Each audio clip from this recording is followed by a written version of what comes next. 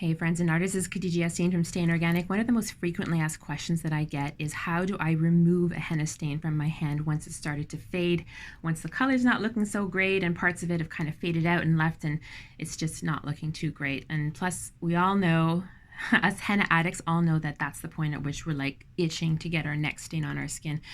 So the short answer to that is because henna forms a permanent bond, which is called a covalent bond in chemistry, with the upper top layer of your skin, the proteins in that layer, there's no real way to remove it. You have to wait till that layer of skin is shed, and your skin naturally sheds itself, and your skin is constantly reforming itself and regrowing itself, but that's kind of what you have to wait for.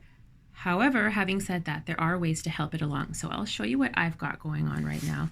I had what was once a really nice design, and I'm starting to see cracks in the design. These leaves aren't looking as great as they used to. Those vines on my fingers are not looking so great. My nails are always stained because I've got my hands in stuff all the time. So let's talk about what we can do to help things along because I'm super excited to get the next stain going. So what we're going to need today is some rubbing alcohol in a mist bottle or an atomizer, some coarse sea salt, some baking soda, activated charcoal, measuring spoons, some exfoliating products. Now, because my skin is not sensitive skin, I use a pumice stone and one of these. It's a very coarse kind of, they're used for dishes as well. But if you do have sensitive skin, use a coarse towel or washcloth, or you can buy exfoliating gloves from a drugstore or from even the dollar store, I believe has them last time I checked. And last but not least, you're going to need a rinsing bowl with some warm water in it. And of course, a mixing bowl. So we'll start there. And by the way, you're going to want to cover your surface. It's going to be a bit messy. So I always use my, kind of brown craft junk paper to do that. So cover your surface because you're going to make a mess. Well, at least I'm going to make a mess. So I know most of you are much neater and less clumsy than me. So let's get going. So the first thing you're going to want to do actually is you're going to want to spray your design with rubbing alcohol. So it's a little hard to see, it's such a close-up here. Okay, let's do that. Okay, and cover that nicely and let it dry, okay? So I'm just gonna pause this video. You can see it's wet. I'm gonna pause it very quickly and to let it dry. And if you're a person who hates the smell of rubbing alcohol, and I totally feel you if you are, you can add a few drops of a lavender essential oil or some really nice essential oil to kind of mitigate that smell. But let's pause it here so we can come back when it's dry. Okay, and we're back with a very nice dry hand, and you can actually do this up to 3 times, and I will do it. So there is a great deal of science and process engineering behind what I am doing. However, I'm going to save that for the topic of a blog post because I just want this to be a very quick DIY tutorial. So just pause it again and come back to you when it's dry. Okay, so we're back with a nice dry hand. Now we're going to start adding ingredients. You're going to start with 1 tablespoon of baking soda, sorry. It's just the standard baking soda. You can use Arm & Hammer. I'll show you the box. Okay. Next, you're going to use 1 teaspoon of coarsely ground sea salt. Make sure it's coarse because that's important. All right. And next, you're going to use 1/2 teaspoon of activated charcoal. This stuff is potent and it's expensive, so you don't need to use a lot of it because you'll end up wasting it and wasting your money. You just need a small amount. 1/2 teaspoon should be more than enough. And it is really black. I'm going to warn you. It's going to look kind of funny when you mix it, but don't worry about it. So one of the things I want to mention is at this stage, we're going to make it into a paste, but it's really important that you do not add water and that you do not add oil. Those things are going to compromise your ability to remove your stain. So we're just going to add from our spritz bottle rubbing alcohol until it's just moist enough to be mixed. I have to angle that a bit.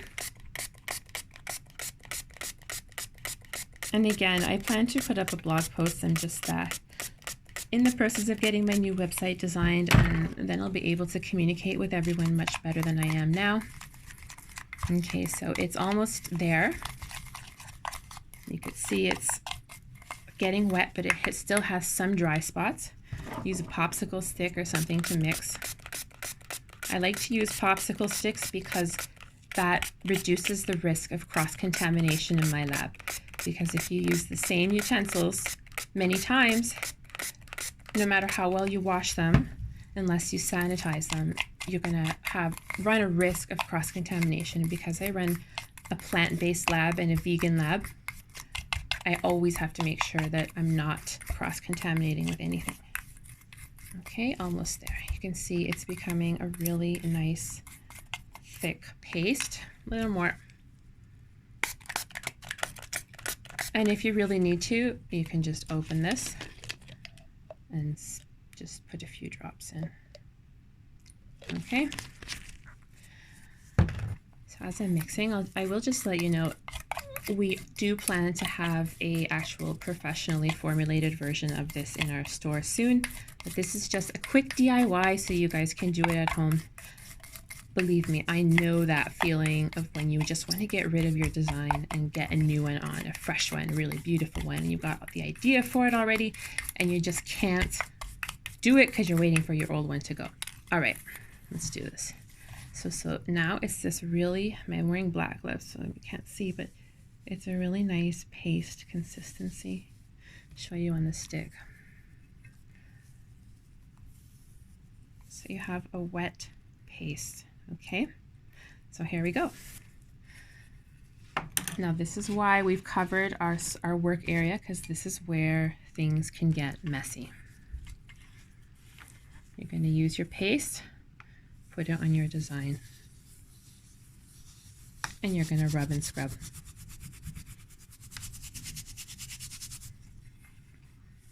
You can even use this on your nails. For my nails, I'm going to use this really harsh scrubbing sponge because I just absolutely hate having henna on my nails. I see how gorgeous you guys' manicures are on Instagram when I see your henna photos, and I am so jealous because I just can't seem to get my nails in a state that is decent enough to do a mani. So I'm going to just finish scrubbing my design.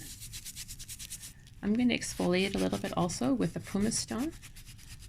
And then I will come back when it's close to done, so you don't have to sit here and watch me scrub. Just in the middle of rubbing and scrubbing, and I just wanted to show you, it might look scary at some point, so you might look like the creature from, you know, whatever, the Black Lagoon or something, but activated charcoal is a very special cleansing agent. So it looks black, but it's doing a lot for your skin. It's doing a lot, and again, we'll go over the science of that in a blog post, but yeah. So I'll get back to you as soon as I'm done. Okay, so now that we're done and we made a really nice mess, which is awesome. If you have time, you can actually leave this on your skin and on your nails for some time because it is pulling toxins. The activated charcoal is pulling toxins out of your skin. It's removing stains from your nails, which is something I really need because I really have too many henna stains on my nails, and it frustrates me so much because your guys' manicures are so gorgeous and I would love to have a manicure one day, but I'm not able to. So anyhow, if you have time, leave it on. If not, you can rinse it off, and if you want to rinse it off, you just put it in your rinse bowl. Nice and dirty, idiot. Okay, let me find my towel. Okay, drying it up. Now, again, as I said before, you're never going to remove the whole stain in one shot. because you are forming a permanent bond, but you will do an awesome job at removing it faster. So let's take a look.